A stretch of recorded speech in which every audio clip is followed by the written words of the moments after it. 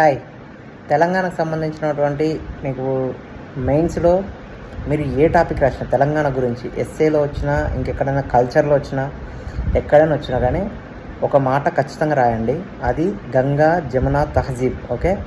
ఈ కల్చర్ అనేది తెలంగాణలో చాలా సంవత్సరాల నుంచి ఇమిడిపోయి ఉంది. సో మీరు ఒక 3 ఎగ్జాంపుల్ రాయండి. 3 ఫెస్టివల్స్. ఒకటి మొహరం. మొహరం ఏమో విలేజ్‌లలో హిందూస్, ముస్లిమ్స్ కలిపి జరుపుకుంటారు. 2 వచ్చేసి మీరు ఈ బోనాల గురించి రాయండి. బోనాలలో హైదరాబాద్లో ఇప్పుడు ఇది ఉంది కదా మహంకాళి అమ్మవారికి. అప్పుడు మనకు ఎప్పుడు మన ఎర్లీ 20th సెంచరీలో ఐ మీన్ నిజాం కాలంలో అండ్ లాస్ట్ నిజాం కాలంలో ఏం చేసిరంటే మీరు నిజాం స్వయంగా అమ్మవారికి బోనాలు సమర్పించింది. ఓకే. అదొకటి రాయండి. నెక్స్ట్ వచ్చేసి రక్షాబంధన్ కూడా రాయండి. రక్షాబంధన్లో మీరు హిందూస్, క్రిస్టియన్స్ కూడా యాక్చువల్లీ సెలబ్రేట్ చేసుకుంటారు తెలంగాణలో. సో ఈ 3 అనేది తెలంగాణ కల్చర్లో భాగంగా మీరు ఎక్కడొచ్చినా ఈ పాయింట్స్ రాయండి. ఓకేనా.